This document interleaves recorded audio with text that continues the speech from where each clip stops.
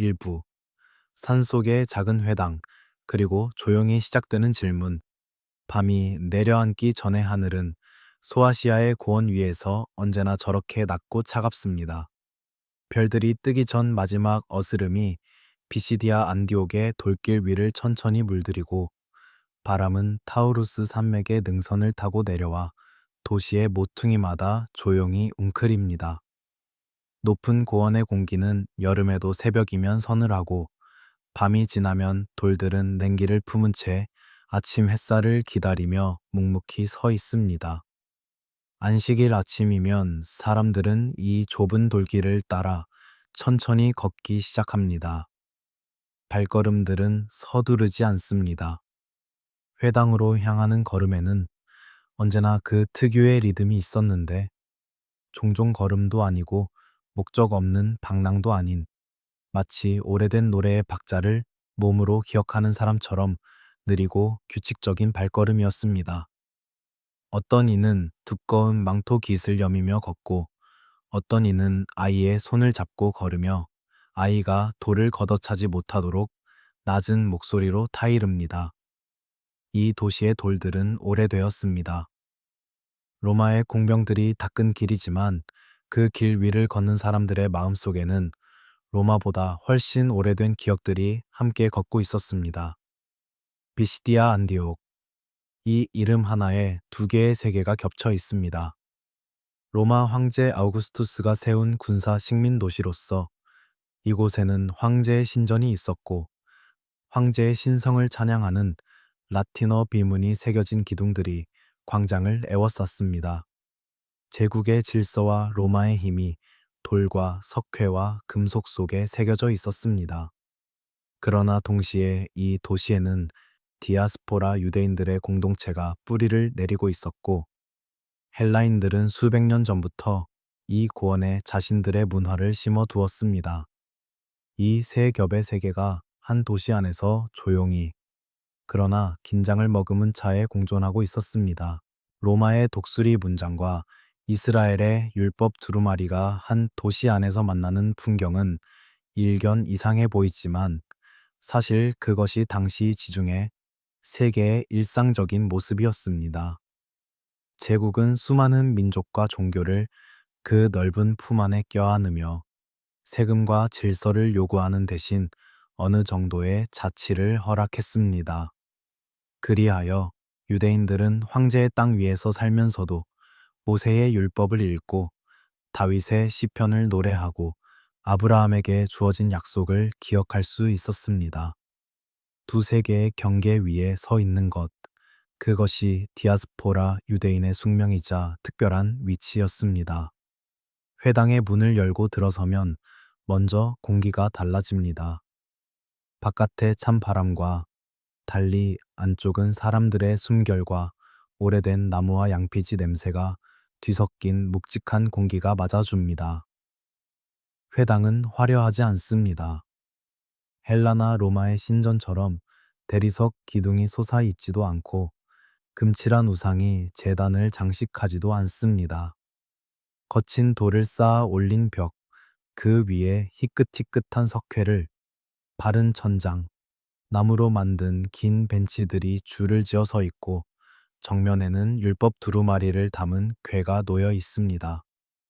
그 궤 앞에 작은 등불이 흔들릴 때마다 회당 안에 앉은 사람들의 얼굴 위로 노란 빛이 부드럽게 흘러내립니다. 이곳에서 매주 율법이 낭독되었습니다. 모세의 5책에서 정해진 단락이 읽히고, 이어서 선지서에서 한 단락이 더 읽혔습니다. 낭독자의 목소리는 오르락 내리락 하는 특유의 선율을 타고 흘렀는데, 그것은 노래도 아니고 그냥 말도 아닌 수천 년의 기억이 스며든 어떤 진동이었습니다.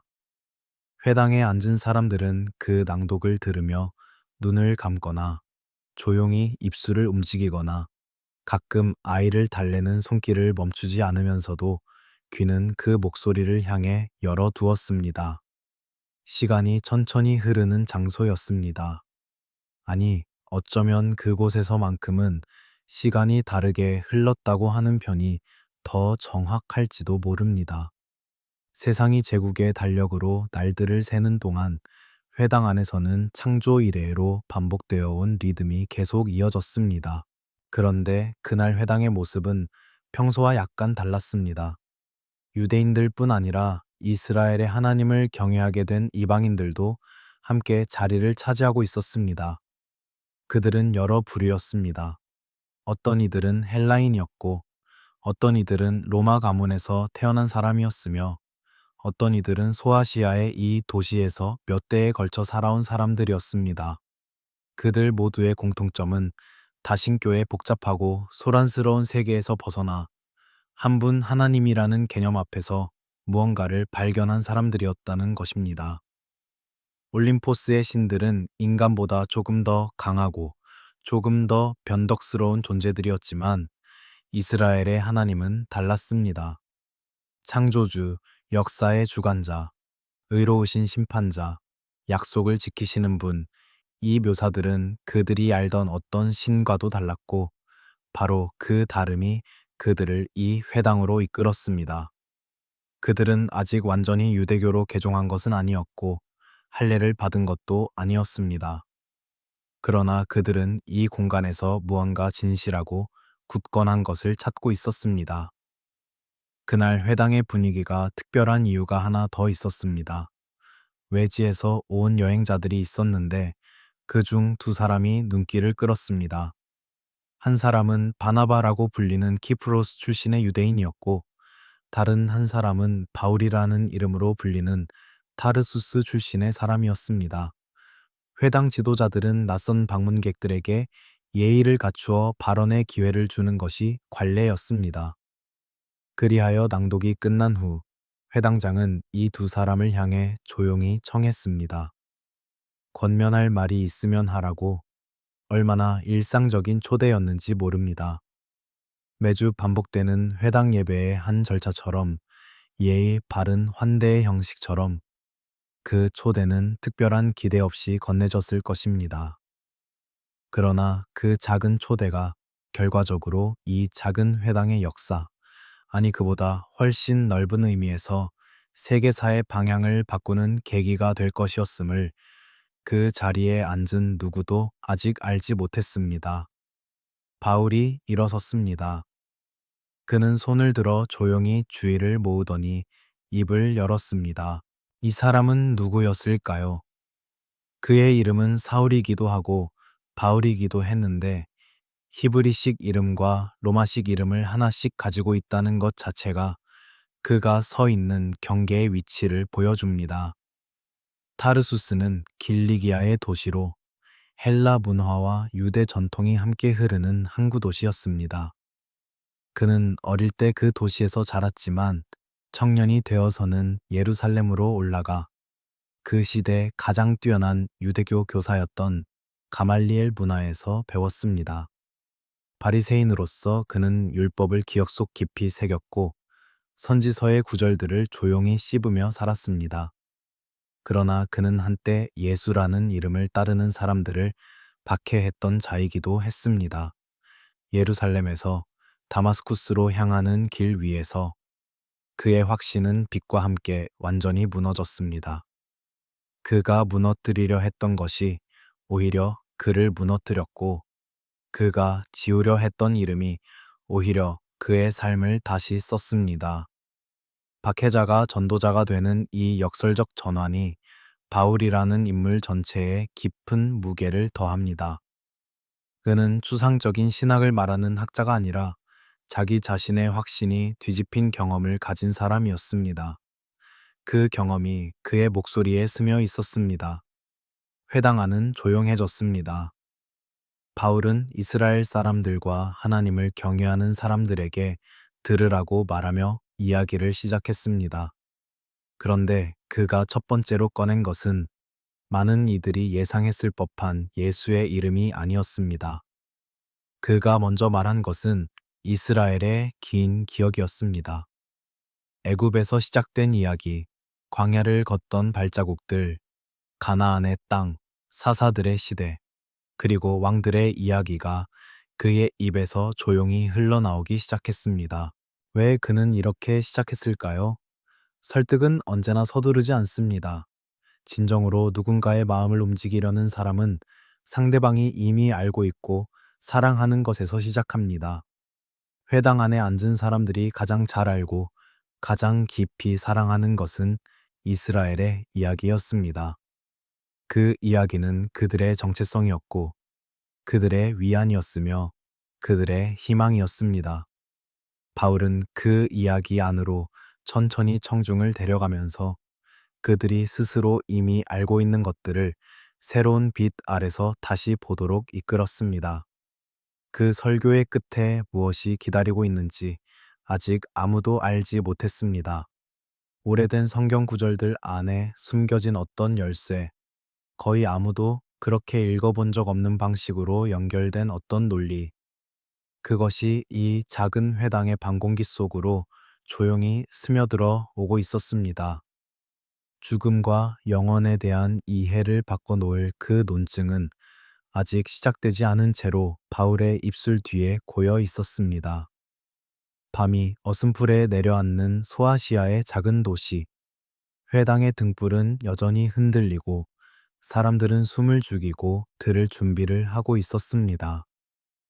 이 이야기는 여기서 시작됩니다. 이 이야기는 아주 오래 전에 시작되었습니다. 우리가 지금부터 따라갈 길은 그 긴 시간의 물길을 거슬러 올라가 어디서 약속이 시작되었는지를 찾아가는 여행이기도 합니다. 그 출발점은 애굽의 어두운 밤이었습니다.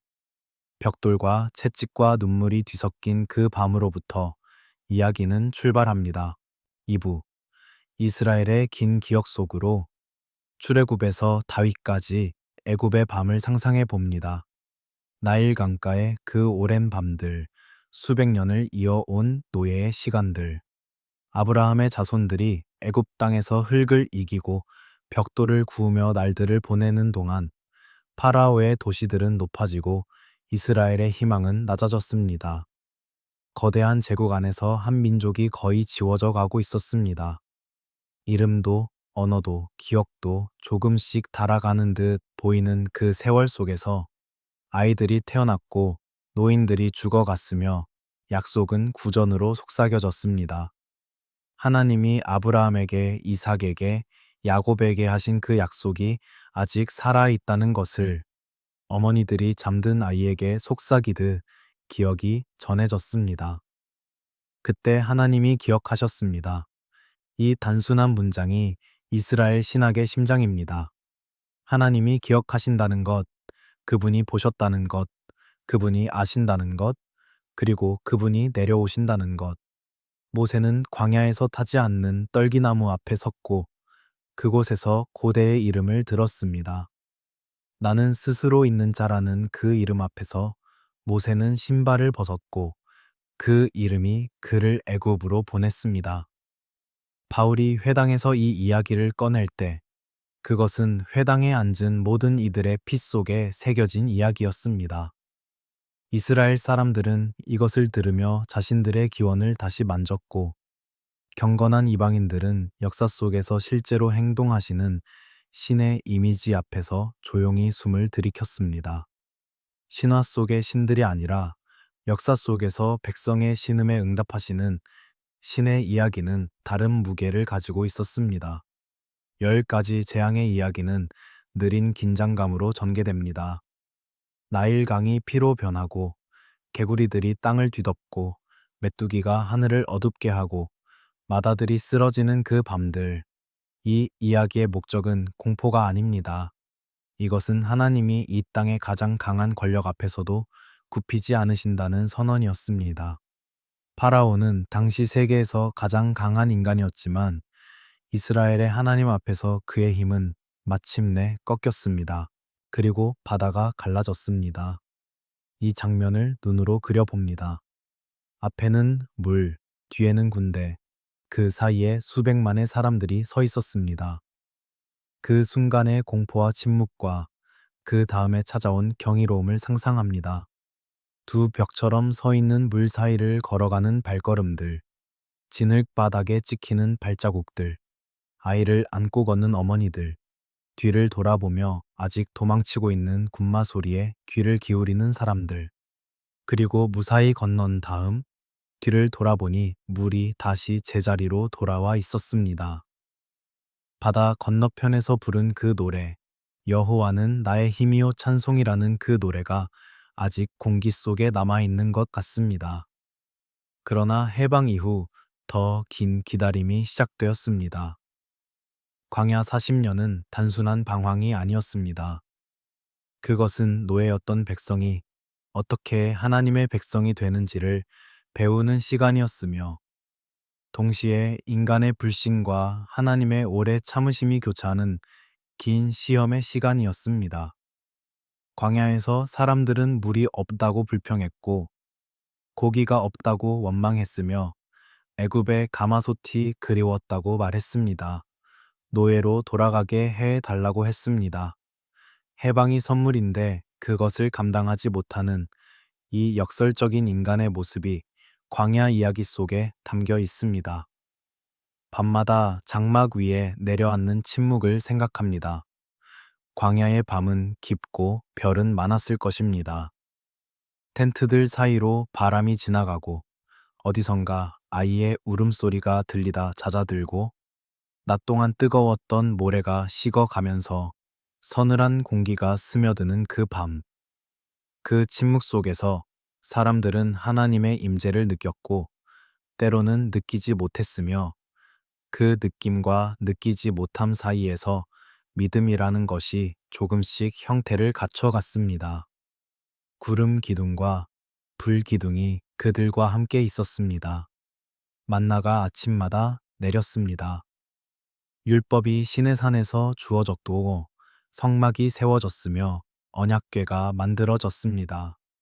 40년의 긴 여행 끝에 첫 세대는 거의 다 광야에서 눈을 감았고, 광야에서 태어난 새 세대가 요단강 앞에 섰습니다. 가나안 정복은 약속이 땅의 형태를 얻는 순간이었습니다. 여호수아의 지도 아래 요단강을 건넜고 여리고의 성벽이 무너졌으며 하나씩 지파들이 땅을 분배받았습니다. 이 이야기는 단지 군사적 정복의 기록이 아닙니다. 이것은 하나님이 아브라함에게 하신 약속, 너의 후손에게 이 땅을 주리라는 그 약속이 수백 년의 시간을 지나 마침내 눈에 보이는 현실이 되는 순간이었습니다. 약속은 이루어졌습니다. 그러나 그것이 끝이 아니었습니다. 사사 시대가 시작되었습니다. 각 지파가 자신의 땅에 정착하고 중앙 지도자 없이 살아가는 시대였습니다. 이 시대는 반복되는 패턴으로 가득합니다. 백성이 하나님을 잊고 주변 민족의 신들을 따르고, 하나님이 적의 손에 백성을 넘기시고, 백성이 부르짖고 하나님이 사사를 일으키시고, 사사가 구원하고 평화가 오고 사사가 죽고 다시 백성이 하나님을 잇는 이 순환.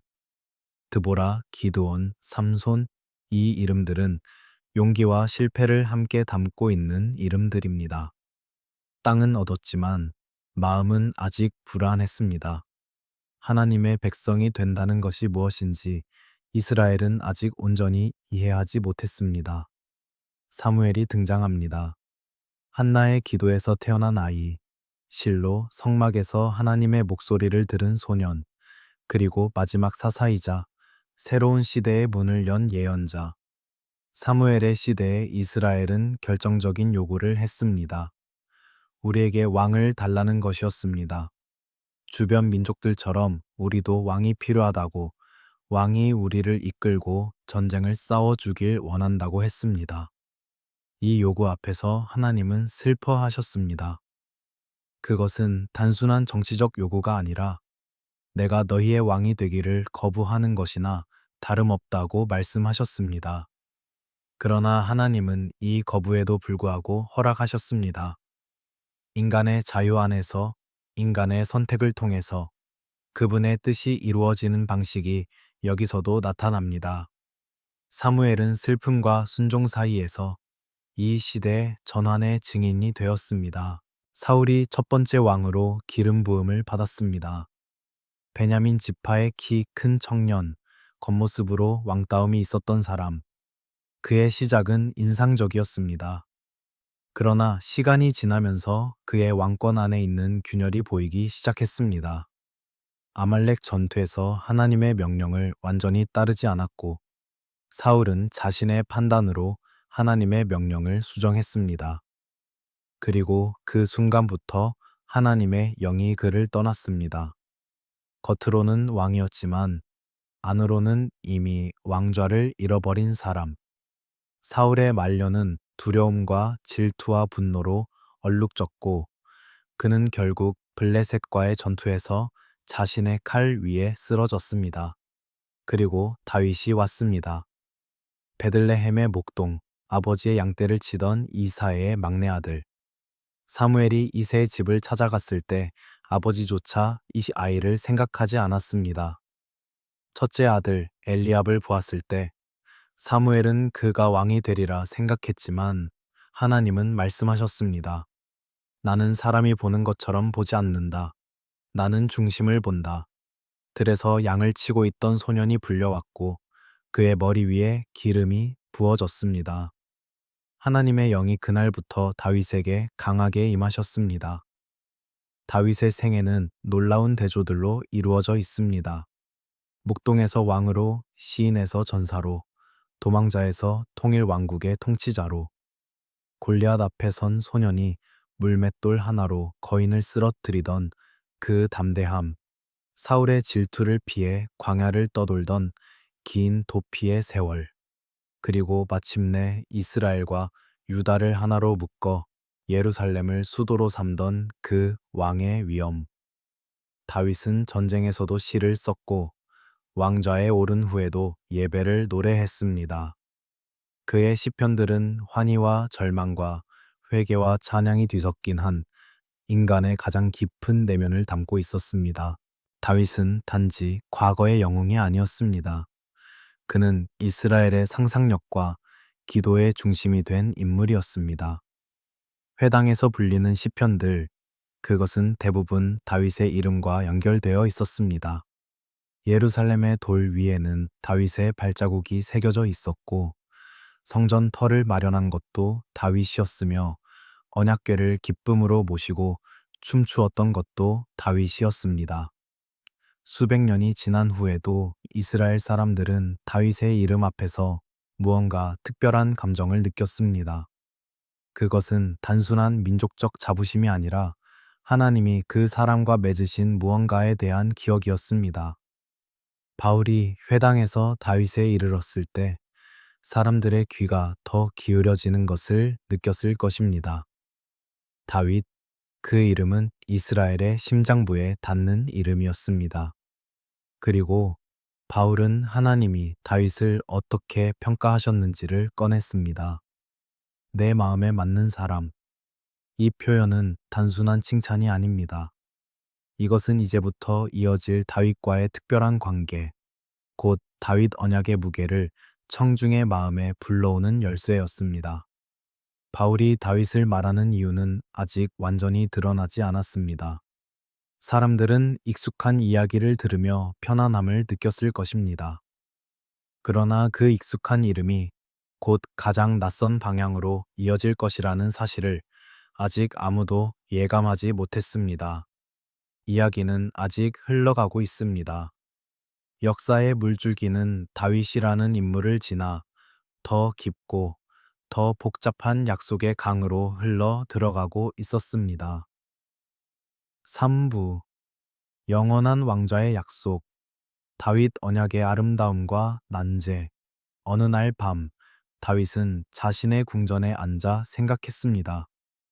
그는 백향목으로 지은 아름다운 집에 살고 있는데 하나님의 언약궤는 여전히 장막 안에 있다는 사실이 마음에 걸렸습니다. 그리하여 그는 나단 선지자에게 말했습니다.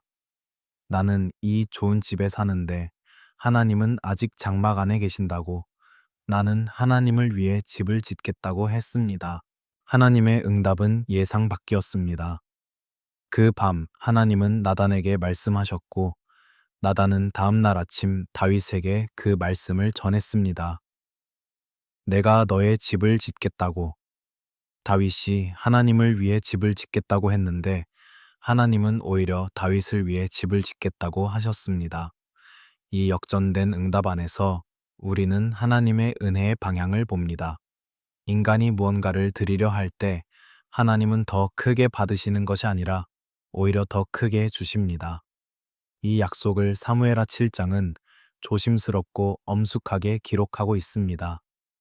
하나님이 다윗에게 하신 말씀의 핵심은 이것이었습니다. 내가 내 뒤에 내 씨를 쓰리니 그의 왕국을 견고하게 하리라. 그가 내 이름을 위하여 집을 건축할 것이요. 나는 그의 왕국의 보좌를 영원히 견고하게 하리라. 나는 그에게 아버지가 되고 그는 나에게 아들이 되리니 내 집과 내 나라가 내 앞에서 영원히 보존되고 내 왕위가 영원히 견고하리라. 이 약속이 비시디아 안디옥의 회당 안에서 바울의 입을 통해 다시 울릴 때 회당에 앉은 사람들은 그것을 숨 쉬듯 알고 있었습니다. 이 약속은 수백 년 동안 이스라엘이 기대고 살아온 기둥이었습니다. 영원한 다윗 왕조, 영원한 왕좌, 이 약속은 단순한 왕조 보장이 아니었습니다. 그것은 하나님이 이스라엘의 역사 안에 영원히 머무시겠다는 선언이었고, 이스라엘이 어떤 어둠을 통과하더라도 하나님이 그들을 버리지 않으시겠다는 약속이었습니다. 왕좌가 영원하다는 것은 하나님의 신실하심이 영원하다는 것과 동의어였습니다. 시편들이 이 약속을 얼마나 깊이 묵상했는지를 들여다보면 그 아름다움에 압도됩니다. 시편 89편의 시인은 이렇게 노래했습니다. 나는 다윗에게 내 종 다윗의 씨를 영원히 견고히 하며 그의 왕위를 대대에 세우리라 하셨도다. 하늘이 영원히 있음 같이 그의 씨를 장구하게 하며 그의 왕위를 하늘의 날과 같게 하리라. 밤하늘의 별처럼 지속될 왕위, 세대에서 세대로 이어질 인자하심, 하나님이 거룩함으로 맹세하신 변치 않는 약속, 이 이미지들은 얼마나 아름답고 또 얼마나 무거운지 모릅니다. 이 약속을 받은 다윗 왕이 얼마나 깊은 감동에 사로잡혔는지도 성경은 담고 있습니다. 사무엘하 7장에서 다윗은 하나님 앞에 앉아 기도했습니다. 주 여호와여, 나는 누구이오며 내 집은 무엇이기에 나를 여기까지 이르게 하셨나이까? 이것이 주 앞에 오히려 작게 여겨지시나이까? 주 여호와여, 주께서는 또 주의 종의 집에 대하여 먼 장래까지 말씀하셨나이다. 이것은 받을 자격이 없는 자가 받은 은혜 앞에서 드리는 기도입니다. 다윗은 이 약속의 무게를 알고 있었습니다. 그러나 이 아름다운 약속은 곧 한 가지 날카로운 난제를 품고 있음이 드러납니다. 영원한 왕좌라고 하셨는데 왜 왕들은 하나같이 늙고 병들어 죽어 무덤으로 내려갔는가 하는 질문입니다. 이것은 단순한 신학적 유희가 아닙니다. 이것은 이스라엘이 수백 년에 걸쳐 실제로 경험한 역사가 던지는 날카로운 질문이었습니다. 솔로몬이 왔습니다. 다윗의 아들, 지혜의 왕, 성전을 지은 왕. 그의 통치 초기는 황금기였습니다. 예루살렘의 성전은 세상에서 가장 아름다운 건물 중 하나로 세워졌고 지혜를 구하러 먼 나라에서 사람들이 찾아왔습니다. 그러나 솔로몬도 죽었습니다. 성전을 짓고 잠언을 남기고 수많은 부인들을 맞아들이고 그 부인들의 신들을 따르다가 결국 눈을 감았습니다. 르호보암이 왕이 되자 나라는 둘로 갈라졌습니다. 북쪽의 이스라엘과 남쪽의 유다. 영원히 견고하리라던 왕국이 한 세대 만에 찢어진 것입니다. 그 이후 왕들의 목록은 빛과 그림자가 번갈아 나타납니다. 아사는 개혁했고 여호사밧은 하나님을 구했으며 히스기야는 아수르의 위협 앞에서 기도했고 요시야는 율법책을 발견하고 나라를 정화했습니다. 그러나 이 모든 왕들도 결국 죽었습니다. 각 왕의 통치는 잠시 반짝였지만 끝내 죽음 앞에서 멈추었습니다. 왕조는 이어졌습니다. 그것만큼은 사실이었습니다. 다윗의 혈통이 끊어지지 않고 수백 년 동안 유다의 왕좌를 지켰다는 사실은 약속이 완전히 공허하지 않았음을 보여주는 것이기도 했습니다. 그러나 그 약속의 온전한 의미, 영원이라는 그 단어의 완전한 무게는 왕조의 연속만으로는 설명되지 않았습니다. 왜냐하면 그 왕조는 마침내 끝났기 때문입니다. 바벨론이 왔습니다. 느부갓네살의 군대가 예루살렘 성벽을 부수고 성전에 불을 지르고 다윗의 후손인 여호야긴 왕을 사슬에 묶어 끌고 갔습니다. 솔로몬이 정성껏 지은 성전의 황금, 기물들이 바벨론으로 실려갔습니다. 수천 명의 사람들이 고향을 떠나 먼 땅에서 눈물로 하프를 걸어 두었습니다. 시편 137편의 시인이 노래했습니다. 우리가 바벨론의 여러 강변, 거기서 앉아서 시온을 기억하며 울었도다. 이 노래 속에서 들리는 것은 단순한 향수가 아닙니다. 그것은 약속이 무너진 것처럼 보이는 세계 앞에서 드리는 절망의 기도였습니다. 다윗 왕조의 마지막 왕 시드기야는 바벨론의 포로로 끌려가 눈이 뽑혔습니다. 눈이 멀기 전에 마지막으로 본 것은 자신의 아들들이 죽임당하는 장면이었다고 성경은 전합니다. 이 장면은 인간이 감당하기 어려운 비극입니다.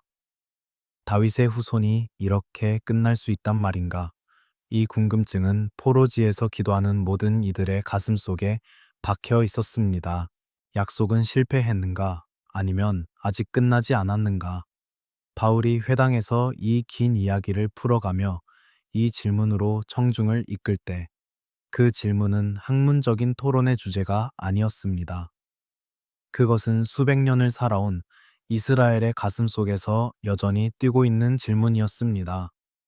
포로에서 돌아온 이후에도, 페르시아 아래에서도, 헬라의 지배 아래에서도, 로마의 통치 아래에서도 이스라엘은 여전히 다윗의 왕좌가 영원히 견고하리라는 약속을 붙잡고 살았습니다.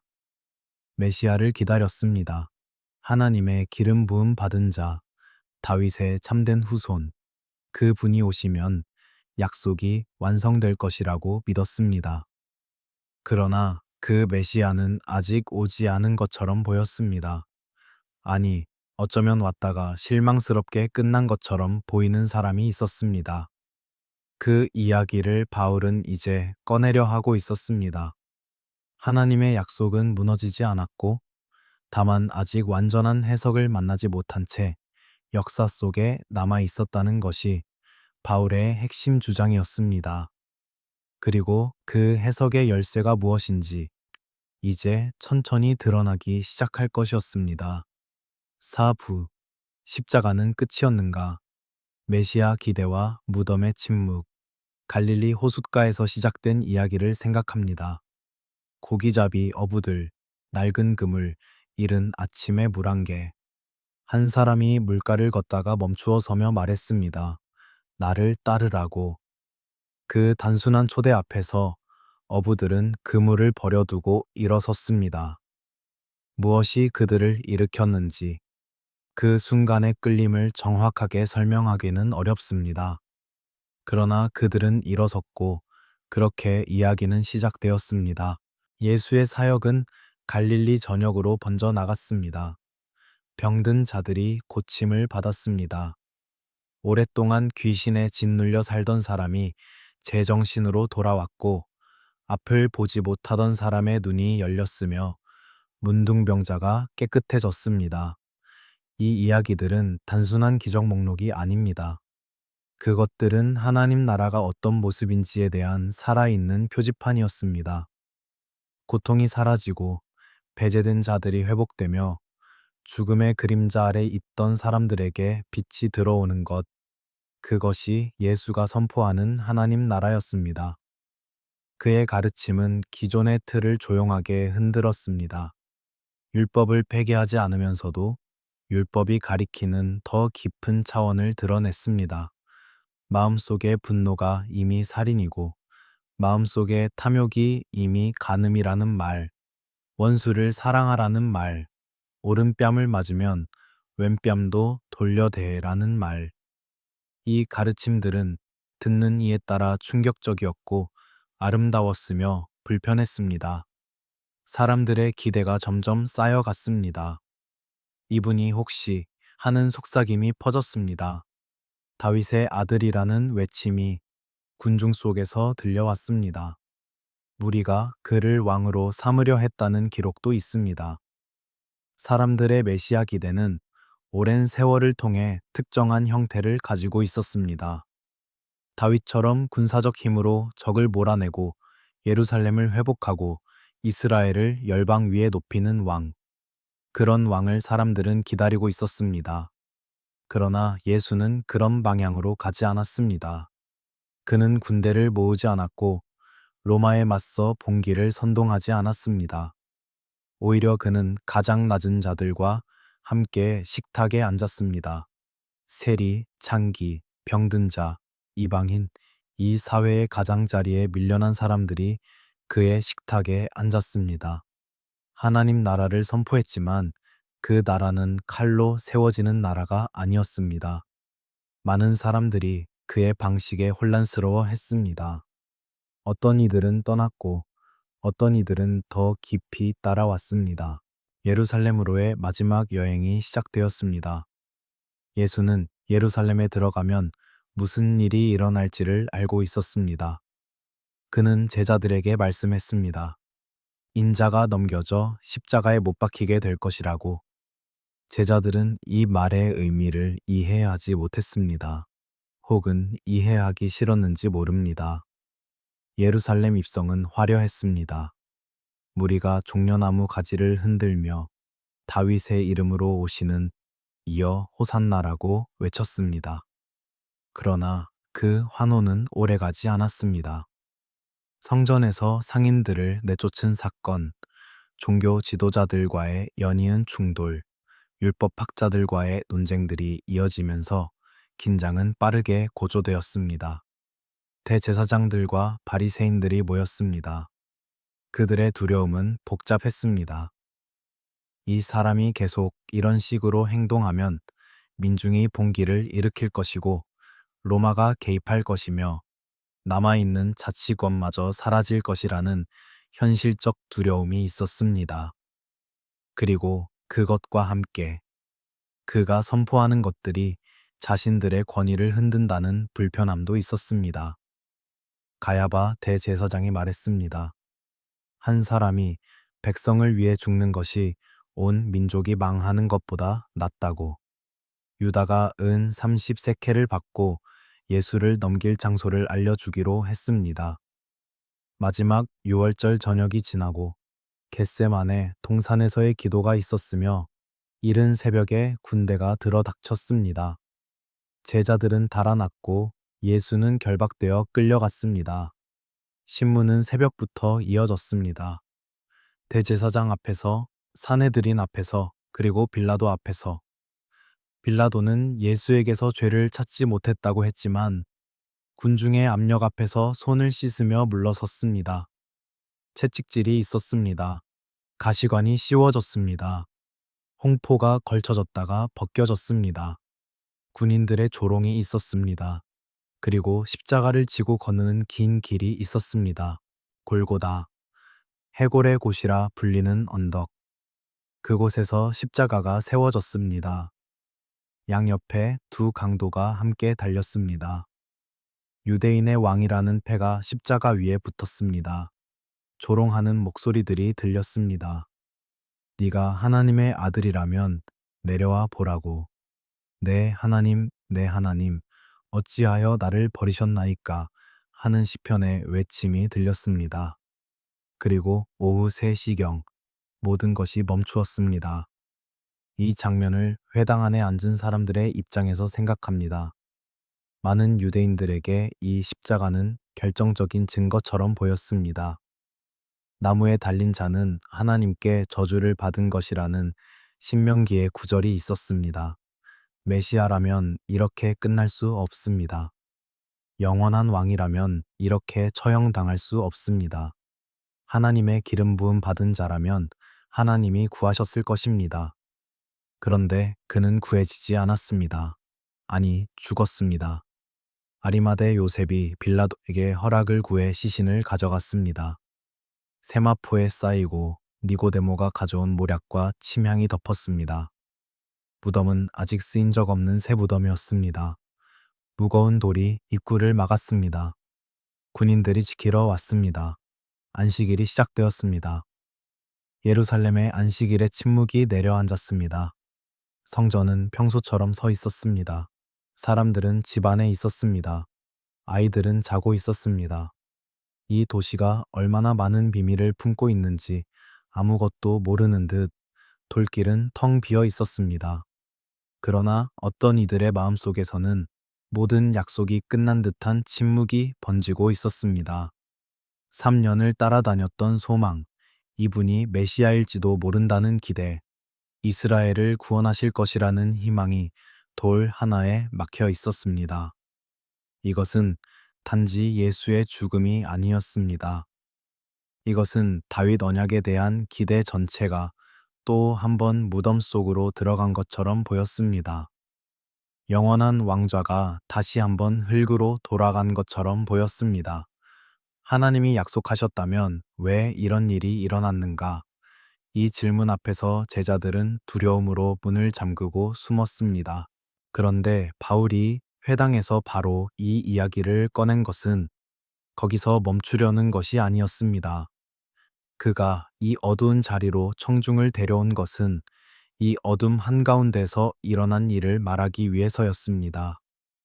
그러나 하나님이 그를 죽은 자 가운데서 살리셨다는 그 반전, 그것이 이 이야기 전체를 다른 방향으로 돌려놓는 결정적 순간이었습니다. 회당 안의 공기가 바뀌는 것을 느낄 수 있습니다. 누군가는 고개를 저었을 것입니다. 누군가는 몸을 앞으로 기울였을 것입니다. 바울의 목소리는 변하지 않았지만 그가 말한 것은 회당의 모든 것을 흔들기에 충분한 것이었습니다. 부활. 죽은 자의 부활이 일어났다는 주장. 이것이 사실이라면 모든 것이 달라집니다. 이것이 사실이라면 무덤 앞에서 던졌던 모든 질문들이 새로운 답을 찾게 됩니다. 오부. 먼저 증언. 그러나 그보다 더 깊은 증거. 시편 2편의 문. 부활을 주장하는 것은 쉽습니다. 하지만 그 주장을 뒷받침하는 것은 다른 문제입니다. 바울은 잘 알고 있었습니다. 회당에 앉은 이들이 무언가에 설득되려면 그저 놀라운 이야기만으로는 부족하다는 것을. 그래서 그는 먼저 증인들을 언급했습니다. 갈릴리에서 예수와 함께 예루살렘까지 올라온 이들이 있었습니다. 그들은 부활하신 예수를 만났고 그것은 한순간의 환상이 아니었습니다. 그들은 여러 날 동안 그를 보았습니다. 다시 살아난 예수가 그들에게 나타나 먹고 마셨습니다. 그들은 그를 만졌고 그의 목소리를 들었으며 상처 자국을 확인했습니다. 이것이 바울이 말하는 증언의 무게였습니다.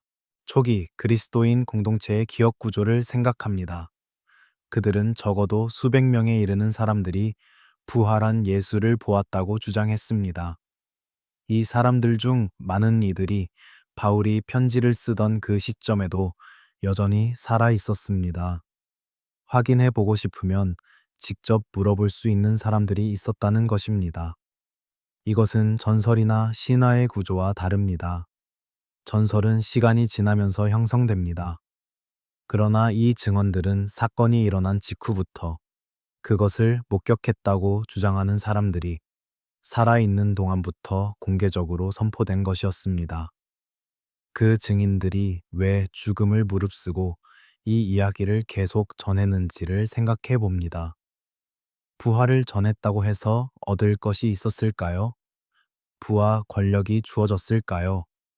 아닙니다. 오히려 그들은 감옥에 갇히고 채찍질을 받았으며 죽임을 당했습니다. 스데반이 돌에 맞아 죽었고 야고보가 칼에 맞아 죽었습니다. 사람들은 자신이 직접 경험하지 않은 것을 위해 이렇게 죽지 않습니다. 무언가를 보았다는, 무언가가 일어났다는 확신이 없이는 이 대가를 치르지 않습니다. 그러나 바울은 여기서 멈추지 않았습니다. 회당 청중에게 가장 설득력 있는 증거는 살아있는 증인이 아니었습니다. 그들은 성경을 최고의 권위로 여기는 사람들이었습니다. 모세와 선지자들이 기록한 것이 하나님의 말씀이었습니다. 따라서 바울은 반드시 히브리 성경 안에서 부활의 근거를 보여 주어야 했습니다. 그것이 회당에서의 논증이 나아가야 할 방향이었습니다. 그리하여 그는 시편 2편을 꺼냈습니다. 이 시편은 원래 어떤 배경을 가지고 있었을까요? 많은 학자들은 이것이 왕의 즉위식과 관련된 시편이라고 봅니다. 열방이 하나님께 반역하고 기름 부음 받은 자를 대적할 때 하나님이 하늘에서 웃으시며 말씀하십니다. 내가 나의 왕을 내 거룩한 산 시온에 세웠다고. 그리고 왕은 하나님의 선언을 전합니다.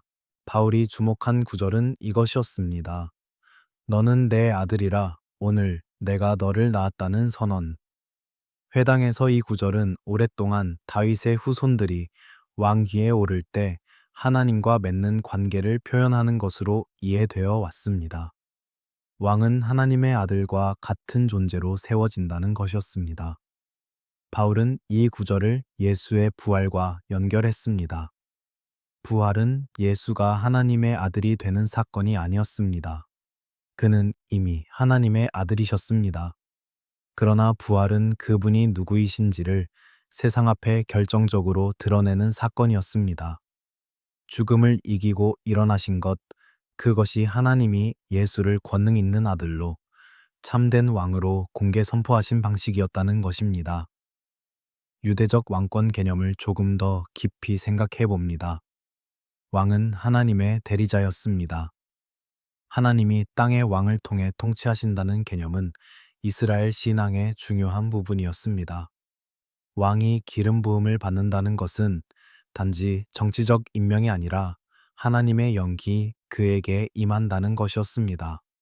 따라서 시편 2편의 언어는 단순한 칭호의 문제가 아니라 신성한 대리자로서의 왕권에 대한 깊은 신학을 담고 있었습니다. 바울에게 예수의 부활은 이 구조 안에서 이해되어야 했습니다. 하나님이 죽은 예수를 일으키셨다는 것, 그것은 하나님이 예수를 자신의 참된 아들, 자신의 참된 왕으로 선포하신 것이었습니다. 그 어떤 인간 황제의 선언도, 그 어떤 군사적 승리도 이것과 비교할 수 없습니다. 황제는 힘으로 왕자를 차지하지만 예수는 죽음을 통과하심으로써 하나님으로부터 왕권을 받으셨다는 것이었습니다. 그러나 바울 자신도 알고 있었습니다. 시편 2편만으로는 충분하지 않다는 것을. 회당에는 성경에 정통한 해석자들이 있었고 그들은 이 시편이 전통적으로 어떻게 이해되어 왔는지를 잘 알았습니다. 누군가는 말했을 것입니다. 이 시편은 다윗 왕과 일반에 대한 즉위시입니다. 특정 인물에 대한 예언으로 볼 근거가 없습니다. 오늘 너를 낳았다는 것은 즉위 나를 말하는 것일 뿐입니다. 이 반론은 타당했습니다. 바울도 그것을 알았습니다. 그래서 그는 이 구절 하나에 모든 것을 걸지 않았습니다. 시편 2편은 시작이었습니다. 왕권과 아들 되임이라는 주제의 문을 열어놓는 것이었습니다.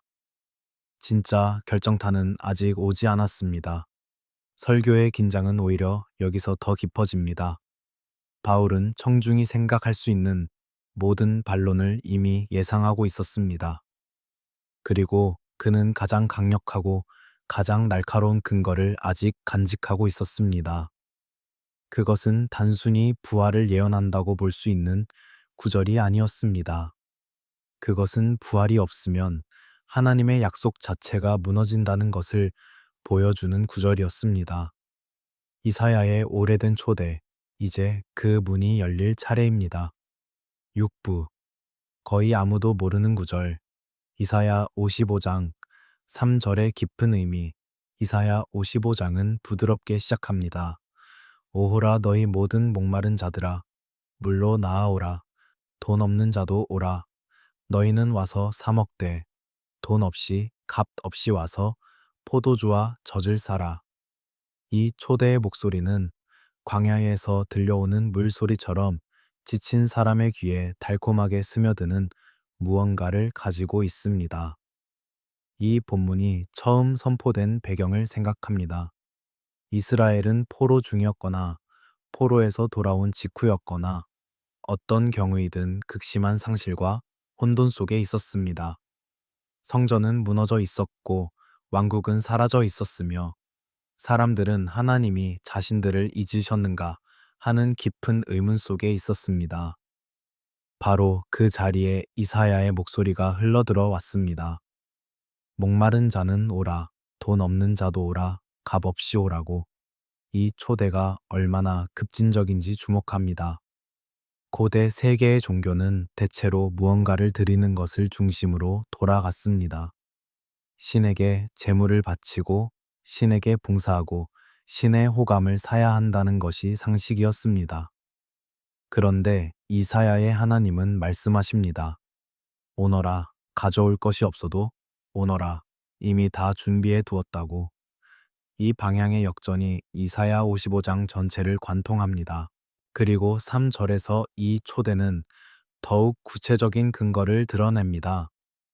너희는 귀를 기울이고 내게 나아와 들으라 그리하면 너희 영혼이 살리라. 내가 너희와 영원한 언약을 맺으리니 곧 다윗에게 허락한 확실한 은혜니라. 이 문장을 천천히 읽어봅니다. 하나님이 백성 전체와 영원한 언약을 맺겠다고 하십니다. 그리고 그 언약의 내용이 무엇인지 말씀하십니다. 다윗에게 허락한 확실한 은혜라고. 원래 다윗 한 사람에게 주셨던 그 언약, 그 특별한 관계, 그 변치 않는 신실함이 이제 목마른 모든 자들에게, 돈 없는 모든 자들에게, 부르심을 받는 모든 이들에게 나누어진다는 것입니다. 확실한 은혜라는 표현을 더 깊이 들여다봅니다. 히브리어로는 하세드라는 단어가 사용되는데 이것은 단순한 친절이나 선의를 넘어서는 말입니다. 언약적 사랑, 변치 않는 신실함, 상대방이 어떻게 행동하더라도 철회되지 않는 헌신을 뜻하는 말입니다. 다윗이 죄를 지었을 때도 이스라엘이 우상을 섬겼을 때도 하나님은 이 하세들을 거두어 드리지 않으셨습니다. 그것이 확실한 은혜입니다. 그런데 이 구절 앞에서 바울이 발견한 날카로운 질문이 있었습니다. 다윗은 이미 죽었습니다. 다윗의 무덤은 예루살렘에 있었습니다. 그의 뼈는 오래전에 흙으로 돌아갔습니다. 그런데 어떻게 다윗에게 주어진 확실한 은혜가 지금 이 순간에도 이 약속을 읽는 이들에게 나누어질 수 있는가? 라는 질문입니다. 이 질문을 처음 들을 때는 그다지 특별하지 않게 느껴질 수도 있습니다. 하나님이 다윗에게 주신 약속을 이제 백성에게 확장하시는 것이니까 문제 없지 않느냐고 할 수도 있습니다. 그러나 조금 더 깊이 생각해 보면 이 문제는 그렇게 단순하지 않습니다. 만약 다윗에게 주어진 은혜가 영원하고 확실하다면 그것은 다윗 개인의 생애와 함께 끝나버릴 수 없습니다. 그 은혜는 지금도 살아 있어야 합니다. 그런데 다윗은 죽었습니다. 그렇다면 그 은혜가 계속 살아 있으려면 그것을 중재하는 어떤 존재가 살아 있어야 하지 않겠습니까? 다윗의 후손 중에 다윗에게 주어진 언약의 복을 현재적으로 담고 있는 분이 살아 있어야 한다는 것입니다. 이것이 바울 논증에 숨어 있는 핵심이었습니다. 이사야 55장 3절은 단순히 다윗 언약을 확인하는 구절이 아닙니다. 이 구절은 다윗의 확실한 은혜가 언제까지 어떻게 백성에게 전달될 것인지를 말하고 있습니다. 그리고 그것이 현재적으로 영원히 전달될 수 있으려면 그 은혜를 담고 있는 다윗의 후손이 죽음을 넘어 살아 계셔야 한다는 결론이 나옵니다. 이 논리는 차갑고 날카롭습니다. 감정적 호소가 아닙니다. 이것은 성경의 논리 안에서 성경의 약속 안에서 그 약속이 진정으로 영원하고 확실하려면 무엇이 필요한가를 따져 들어가는 것입니다. 그리고 그 결론은 하나입니다. 부활하지 않은 메시아로는 이 언약이 완성될 수 없다는 것. 이 구절이 왜 거의 알려지지 않았는지 생각해 봅니다. 부활에 대해 말할 때 사람들이 먼저 떠올리는 구절들이 있습니다. 이사야 53장, 시편 22편, 시편 16편. 그러나 이사야 55장 3절은 다릅니다. 이것은 직접적으로 부활을 묘사하지 않습니다. 오히려 더 깊은 곳에서 작동합니다. 약속의 논리 자체가 부활을 필요로 한다는 것을 보여줍니다. 그것은 더 조용하지만 어떤 의미에서는 더 강력한 농어입니다. 이사야의 초대, 물로 나아오라는 그 부름은 아직 닫히지 않았습니다. 바울이 회당에서 이 구절을 꺼낼 때 그 초대는 다시 울려 퍼졌습니다. 다윗의 확실한 은혜는 아직 살아있고 그것은 부활하신 메시아를 통해 지금도 흘러가고 있다는 주장과 함께 이제 마지막 농어가 남아 있었습니다. 그것은 시편에서 왔습니다. 다윗 자신의 입에서 나온 말, 그러나 다윗 자신에게는 적용될 수 없는 말이었습니다. 7부 썩지 않으리라. 시편 16편과 다윗을 넘어서는 목소리. 시편 16편은 아름다운 신뢰의 노래입니다. 다윗의 믹담이라는 표제를 달고 있는 이 시편은 한 사람이 위험 앞에서도 하나님을 신뢰하는 고백을 담고 있습니다. 주께서 나를 붙드셨으므로 나는 흔들리지 않는다는 것, 밤마다 내 심장이 나를 교훈한다는 것, 주께서 내 앞에 계시니 나는 흔들리지 않는다는 고백이 이어집니다. 이 시편의 절정은 10절과 11절입니다. 이는 주께서 내 영혼을 세우올에 버리지 아니하시며 주의 거룩한 자로 썩음을 당하지 않게 하실 것임이니이다. 주께서 생명의 길을 내게 보이시리니 주의 앞에는 충만한 기쁨이 있고 주의 오른쪽에는 영원한 즐거움이 있나이다. 이 구절 앞에서 잠시 멈춥니다. 스올은 히브리어 성경에서 죽은 자들이 가는 곳을 가리키는 말입니다. 그것은 두려움의 자리, 침묵의 자리였습니다. 시편에서 스올은 종종 하나님의 임재가 없는 곳, 찬양이 없는 곳으로 묘사됩니다. 그곳에 버려지지 않는다는 것, 그것은 죽음 이후에도 하나님과의 관계가 계속된다는 깊은 희망을 담은 말이었습니다. 그리고 썩음을 당하지 않게 하신다는 표현, 이것은 단순한 시적 과장이 아닙니다. 죽음 이후에 일어나는 일을 매우 구체적인 육체의 언어로 말하고 있습니다. 부패, 해체, 흙으로의 돌아감. 이 피할 수 없는 과정을 겪지 않을 것이라는 약속입니다. 만약 이 시편이 다윗 자신에 대한 말이라면 이것은 이루어지지 않은 약속이 됩니다. 다윗은 죽었습니다. 그의 무덤은 예루살렘에 있었습니다. 당시 사람들은 그 무덤의 위치를 알고 있었습니다. 사도행전에서 베드로는 예루살렘 군중에게 이 사실을 직접 언급했습니다. 다윗이 죽어 장사되었음이라. 그의 무덤이 오늘까지 우리 중에 있다고. 다윗의 몸은 분명히 썩었습니다. 그렇다면 이 시편의 약속은 다윗 자신에 대한 것이 아닌 것이 됩니다. 바울은 바로 이 상식적인 사실을 사용했습니다. 그것은 박식한 학자의 주장이 아니라 회당에 앉은 누구나 알고 있는 사실이었습니다. 다윗의 무덤은 거기 있습니다. 그것은 비어 있지 않습니다. 그 안에 다윗의 뼈가 있습니다. 그러므로 이 시편의 말, 썩음을 당하지 않게 하신다는 이 말은 다윗 자신에게 이루어진 것이 아닙니다. 다윗은 이것을 자신에 대해 쓴 것이 아니거나 썼더라도 이미 다윗 자신이 가리키는 더 큰 분을 향해 열려있는 말로 써둔 것입니다.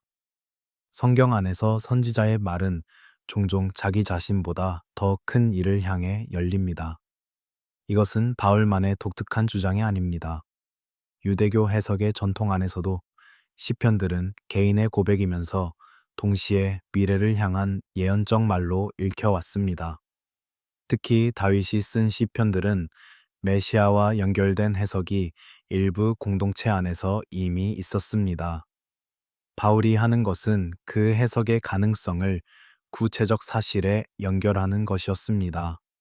예수의 경우를 생각합니다. 그는 금요일 오후에 죽었습니다.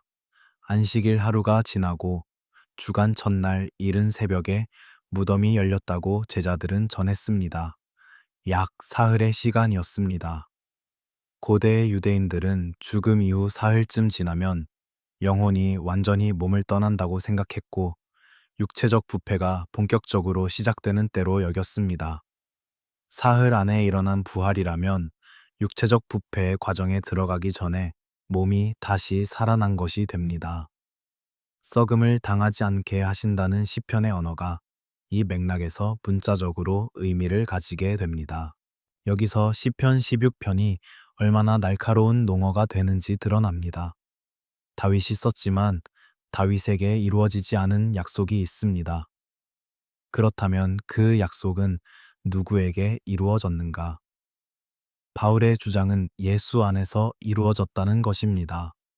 부활하신 예수, 그분이 이 시편이 가리키는 분이라는 것입니다. 이사야 55장과 시편 16편은 서로를 보완합니다.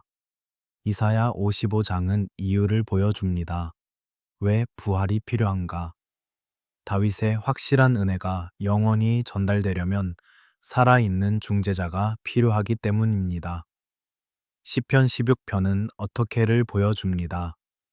그 부활이 어떤 방식으로 나타나는가? 썩지 않는다는 방식으로, 무덤이 최종 결말이 되지 않는다는 방식으로. 두 본문이 만나는 지점에서 바울의 논증은 완성을 향해 나아갑니다. 이것은 예수가 부활했다는 사후 정당화가 아닙니다. 이것은 성경 자체의 내적 논리 안에서, 언약의 구조 안에서 부활이 반드시 있어야 한다는 것을 보여주는 것입니다. 하나님의 약속은 죽음보다 강합니다. 그 약속이 진짜 약속이라면 반드시 죽음을 통과해야 합니다. 그리고 그것이 일어났다는 것이 바울의 선포였습니다. 회당 안에 긴 침묵이 흐릅니다. 적어도 우리는 그렇게 상상할 수 있습니다. 이것은 단순히 들을 수 있는 이야기가 아니었습니다. 이것은 생각해야 하는 이야기였습니다.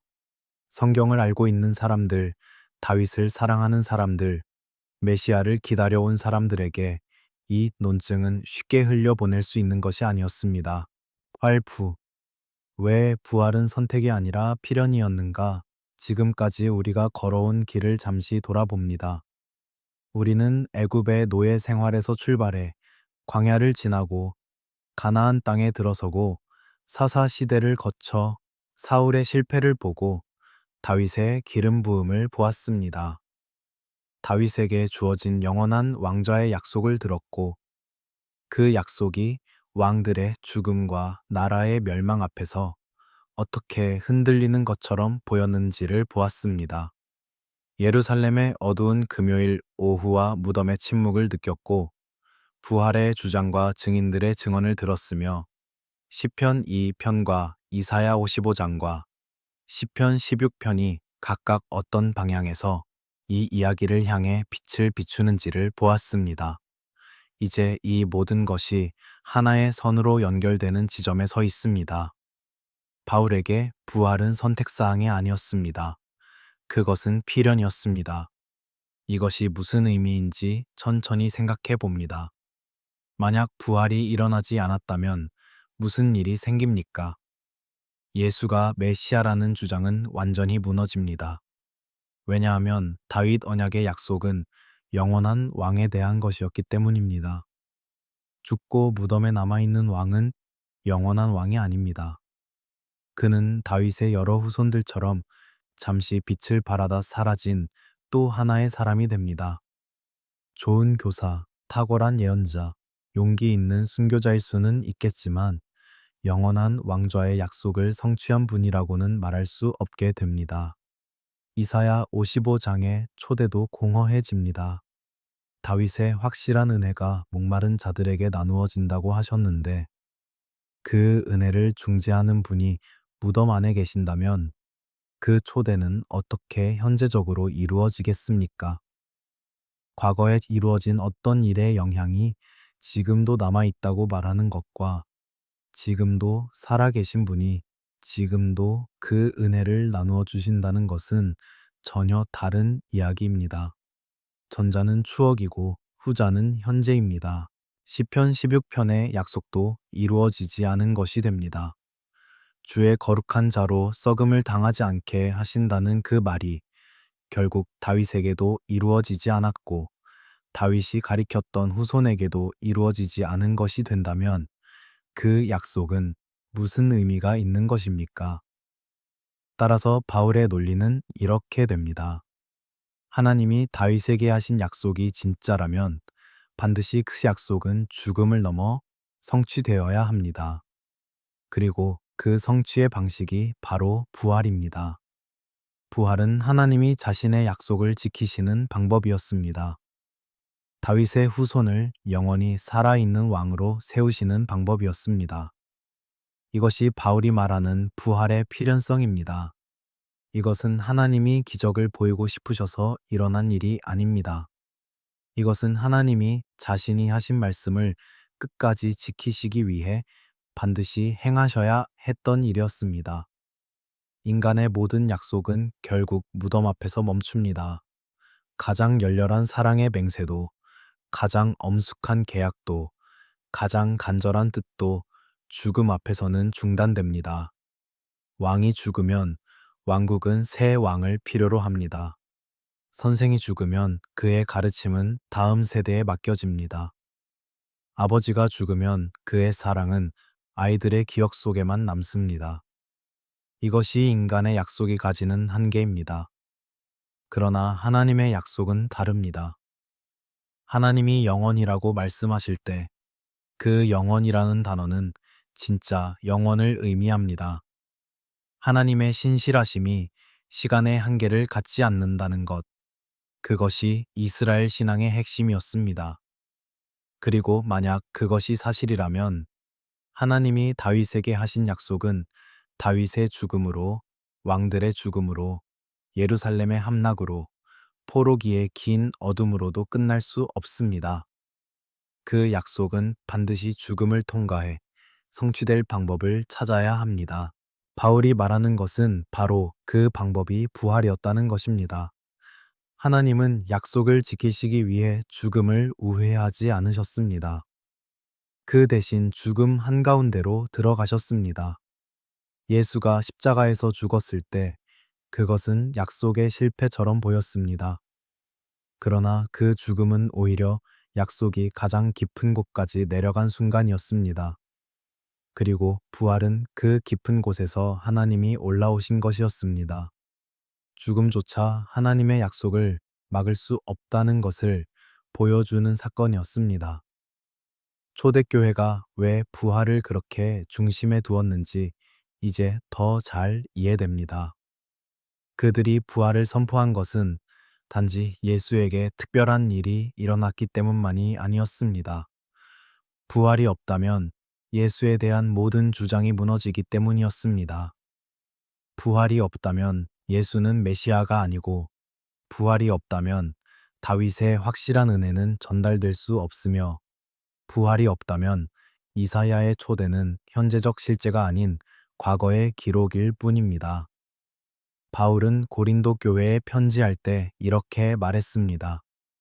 만약 죽은 자의 부활이 없으면 그리스도도 다시 살아나지 못하셨으리라. 그리스도께서 다시 살아나지 못하셨으면 너희의 믿음도 헛되고 너희가 여전히 죄 가운데 있을 것이요. 또한 그리스도 안에서 잠자는 자도 망하였으리라.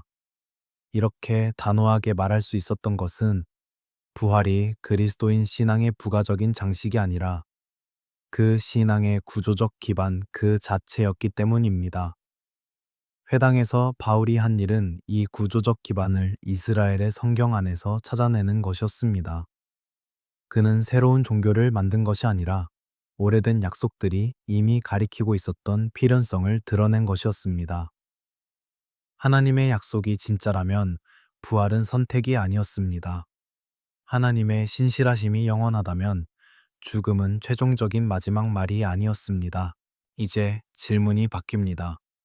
예수는 부활했는가 하는 질문에서 그 부활이 우리에게 무엇을 여는가 하는 질문으로 이사야의 초대가 오늘 이 시간에도 울리고 있다면 그 초대는 어디로 우리를 부릅니까? 다윗의 은혜가 민족의 울타리를 넘어 흘러간다면 그 물은 어디까지 흘러가는 것입니까? 구부 다윗의 은혜가 모든 민족에게 바울의 회당 설교가 뒤집은 경계 이사야 55장의 초대를 다시 들어봅니다. 목마른 자들아 오라 돈 없는 자도 오라. 이 초대에는 누가 들어올 수 없다는 말이 없습니다. 어떤 민족에게만 해당된다는 제한도 없습니다. 할례를 받은 자만 오라는 말도 없습니다. 이 초대 자체가 이미 경계를 허물고 있었습니다. 그러나 이스라엘 안에서, 특히 회당 공동체 안에서 이 구원의 약속이 온전히 이방인에게도 적용된다는 것을 받아들이기는 쉽지 않았습니다. 오랫동안 이스라엘은 하나님의 백성으로서의 자신들의 정체성을 민족적, 언약적 경계 안에서 지켜왔습니다. 할례, 율법 준수, 안식일, 음식 규정, 이것들이 경계를 만들었습니다. 그 경계가 이스라엘을 이스라엘이게 했습니다. 이방인들은 이 경계 밖에 있었습니다.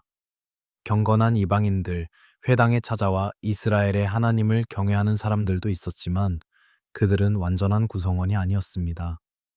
그들은 가까이 와 있었지만 아직 문 안에 완전히 들어서지는 않은 사람들이었습니다. 바울은 이제 회당에서 선언했습니다. 예수 안에서 죄 사함과 의롭다 하심이 선포된다고.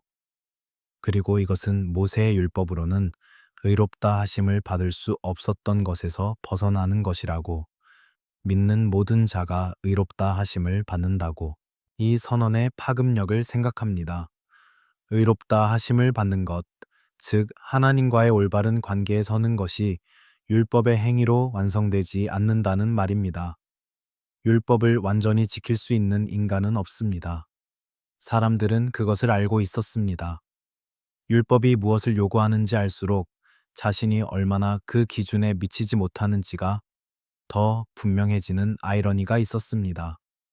그런데 믿음으로 예수 안에서 이루어진 것을 신뢰함으로 그 의로운 상태가 선물로 주어진다는 것이었습니다. 회당 안에 앉아 있던 경건한 이방인들을 생각합니다. 그들은 어쩌면 오랫동안 망설이고 있었는지도 모릅니다. 이스라엘의 하나님에게 끌리지만 완전히 유대인이 되기 위한 모든 요건을 따르는 것은 쉽지 않았습니다. 그들은 문 앞에서 서성이고 있었습니다. 그런데 이제 누군가가 말하고 있었습니다. 믿는 자는 누구든지 의롭다 하심을 받는다고. 다윗의 확실한 은혜가 너희에게도 전달된다고. 이것이 얼마나 충격적인 메시지였을지 상상합니다.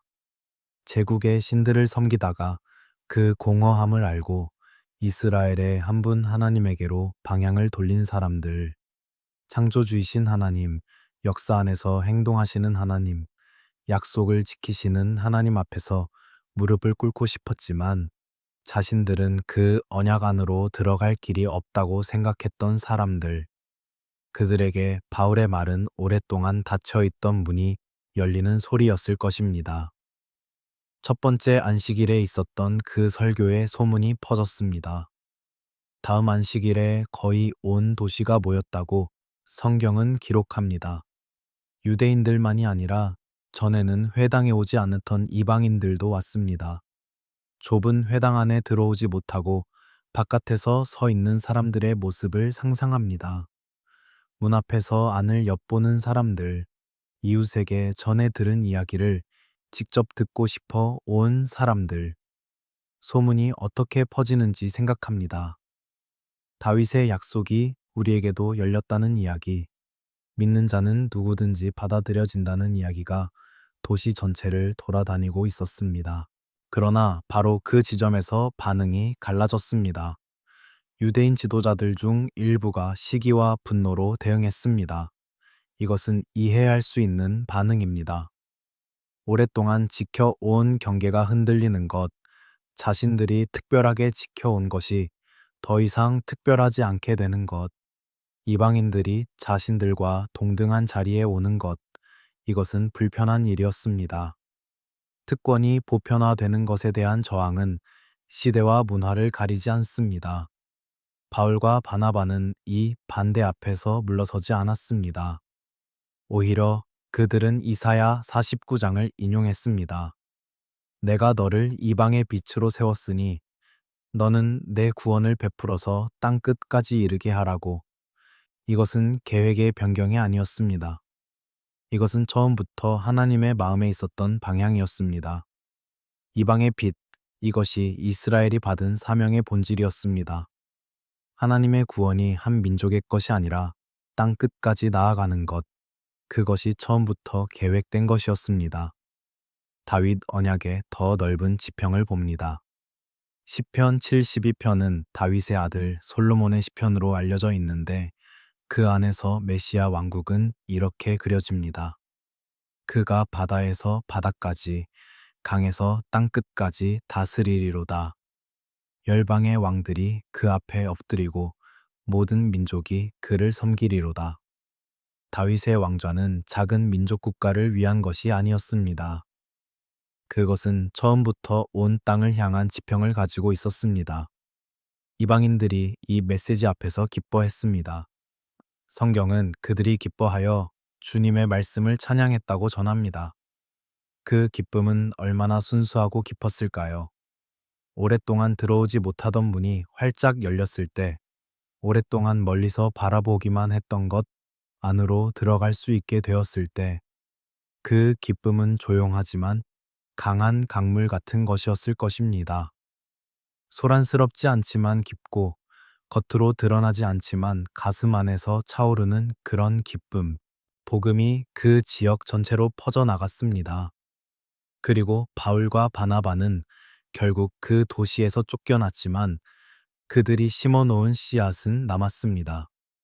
루가오니아 지방으로 이어지는 여정이 시작되었고 이고니온, 루스드라, 더베로 이야기는 계속 이어졌습니다. 한 회당에서 시작된 해석이 이렇게 넓어졌습니다. 다윗의 확실한 은혜가 목마른 자들에게, 모든 민족의 목마른 자들에게 흘러가기 시작했습니다. 부활은 이스라엘 한 민족의 이야기가 아니었습니다. 그것은 하나님의 약속이 민족의 울타리를 넘어 온 세상으로 흘러가기 시작한 사건이었습니다. 10부 거의 잊힌 한 문장, 그러나 여전히 살아있는 초대, 밤은 깊어갑니다. 소아시아의 고원 위에서 별들이 조용히 자신들의 자리를 지키고 바람은 타우루스 산맥의 어두운 능선을 타고 느릿하게 흘러내립니다. 비시디아 안디옥의 돌길에는 아무도 없습니다. 회당은 잠겼습니다. 그러나 그 안에서 울려 퍼졌던 목소리는 벽 밖으로 나와 도시를 지나 몇 세기를 건너 지금 이 순간까지 여전히 울리고 있습니다. 우리는 오늘 밤 아주 긴 여행을 했습니다. 애굽의 노예 막사에서 시작해 광야의 밤들을 지나고 가나안의 언덕들을 넘고 다윗의 목동 시절부터 왕의 자리까지 따라갔습니다. 다윗 언약의 아름다운 약속을 들었고 그 약속이 역사의 무게에 눌려 거의 사라지는 것처럼 보이는 순간들도 보았습니다. 예루살렘의 금요일 오후와 무덤의 돌, 안식일의 침묵도 통과했습니다. 그리고 비시디아 안디옥의 작은 회당에서 한 사람이 일어나 거의 아무도 그렇게 읽어본 적 없는 방식으로 오래된 문장들을 연결했습니다. 이사야 55장 3절, 다윗에게 허락한 확실한 은혜.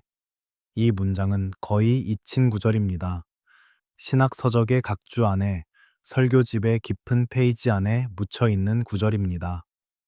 그러나 바울은 이 문장 안에서 부활의 신학적 필연성을 읽었습니다.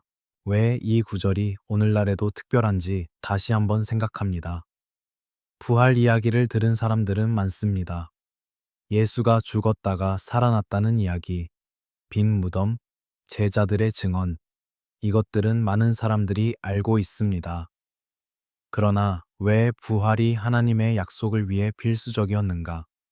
부활이 없었다면 무엇이 무너지는가?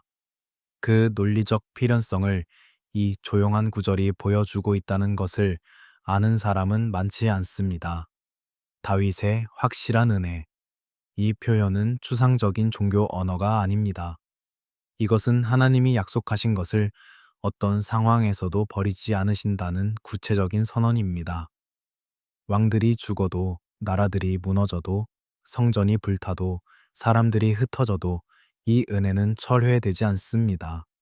하세드, 변치 않는 신실함, 그것이 역사 안에서 계속 흘러갑니다. 그러나 그것이 현재적으로 흘러가려면 그 은혜를 중재하는 분이 지금도 살아 계셔야 합니다. 약속은 과거에 이루어진 것의 기억으로만 존재하지 않습니다. 약속은 지금도 이루어지고 있는 현재적 실제입니다. 그리고 그것이 가능하려면 부활하신 메시아가 지금도 살아 계셔야 합니다. 다윗의 확실한 은혜가 목마른 자들에게 계속 흘러가고 있으려면 그 흐름을 이어가는 분이 무덤 안에 누워 계실 수는 없습니다. 이 논리는 냉철하고 명확합니다. 그러나 그 냉철함 안에 얼마나 따뜻한 무언가가 담겨 있는지 느낍니다. 하나님이 죽음을 우회하지 않으셨다는 것, 가장 깊은 어둠 속으로 직접 들어가셨다는 것, 그리고 그 어둠 안에서 약속을 지키셨다는 것, 이것은 신학적 명제이기 전에 하나님의 성품에 대한 가장 깊은 진술입니다. 다윗도 죽었고, 솔로몬도 죽었고, 히스기야도 죽었으며, 요시야도 죽었습니다. 제국들도 사라졌습니다. 바벨론은 페르시아에 무너졌고, 페르시아는 헬라에 무너졌으며, 헬라는 로마에 무너졌습니다. 비시디아 안디옥의 로마 식민지도 언젠가는 다른 무언가의 자리를 내주었을 것입니다. 역사는 계속 바뀝니다. 인간이 세운 모든 것은 결국 먼지로 돌아갑니다. 그러나 하나님이 일으키신 그 한 분 때문에 약속은 아직 살아 있습니다. 이것이 바울이 비시디아 안디옥에서 선포한 것의 핵심이었습니다. 예수의 부활은 흥미로운 종교적 사건이 아닙니다. 그것은 하나님의 신실하심이 역사 안에서 검증된 순간이었습니다. 영원하리라 약속하셨는데 정말 영원한 것을 만들어내신 것입니다. 이사야 55장의 초대는 현재형입니다. 오너라 라는 그 말은 아직 끝나지 않았습니다. 목마른 자는 지금도 올 수 있습니다. 돈 없는 자도 지금도 올 수 있습니다. 들을 귀가 있는 자는 지금도 들을 수 있습니다. 다윗의 확실한 은혜는 닫히지 않은 문처럼 지금도 열려 있습니다. 이 밤에 이 이야기를 듣고 있는 당신에게 조용히 말하고 싶습니다. 오래 기다려온 것이 있나요? 응답이 오지 않는 것처럼 느껴지는 기도가 있나요? 약속이 이루어지지 않은 것처럼 보이는 시간이 있나요? 희망이 돌 뒤에 갇힌 것처럼 느껴지는 어떤 아침이 있나요? 역사가 보여주는 것은 이것입니다. 하나님의 약속은 무너지지 않습니다. 다만 우리가 생각하는 방식으로 이루어지지 않을 뿐입니다. 이스라엘이 기다린 왕은 왔지만 군대를 이끌고 오지 않았습니다. 영원한 왕좌는 세워졌지만 예루살렘 성벽 위에 세워지지 않았습니다. 하나님의 아들이 드러났지만 화려한 즉위식이 아니라 빈 무덤을 통해 드러났습니다. 하나님의 방식은 우리의 계산을 벗어납니다. 그러나 그 방식은 결코 더 적은 것이 아닙니다. 오히려 언제나 더 깊고, 더 철저하고, 더 영원합니다. 죽음을 통과한 약속이 죽음 앞에 멈춘 약속보다 강하듯이 바울이 비시디아 안디옥의 회당에서 한 일은 이것이었습니다. 성경의 숨은 결을 드러내는 것. 수백 년 동안 그 자리에 있었지만 아직 그 연결고리를 본 사람이 없었던 것들을 이어주는 것. 이사야 55장의 물과 다윗의 언약과 시편의 노래와 빈 무덤이 사실은 하나의 이야기였다는 것을 보여주는 것. 그는 새로운 신화를 만든 것이 아니었습니다. 오래된 문장들 안에서 이미 예고된 생명의 논리를 밝혀낸 것이었습니다. 예수의 부활은 성경과 어긋나는 사건이 아니었습니다. 예수의 부활은 성경이 기다려 온 사건이었습니다. 영원한 왕좌, 확실한 은혜, 썩지 않는 자. 이 모든 약속들이 한 방향을 가리키고 있었습니다. 그리고 그 방향의 끝에서 무덤이 열렸습니다. 산속의 작은 회당에서 시작된 그 설교는 아직 끝나지 않았습니다. 그것은 루가오니아로 이어졌고 에게해 건너 유럽으로 건너갔으며 로마로 향했고 그 이후 수천 년의 시간을 타고 흘러 지금 이 밤 당신의 귀에까지 도달했습니다. 아주 오래전 이사야가 남긴 한 문장, 다윗에게 허락한 확실한 은혜가 너희에게도 있으리라는 그 문장은 지금도 어둠 속에서 조용히 빛나고 있습니다. 목마른 자를 부르는 그 목소리는 밤이 깊을수록 더 선명하게 들립니다. 이 이야기를 들으며 오늘 밤 조용히 눈을 감으세요. 수천 년의 이야기가 결국 하나의 약속으로 모이는 것을 느껴보세요. 인간의 모든 시간을 통과해온 그 신실하심이 지금도 여기 있다는 것을, 당신이 잠드는 이 밤에도 그 약속은 쉬지 않고 흐르고 있다는 것을, 이렇게 긴 이야기를 끝까지 함께 해주셔서 감사합니다.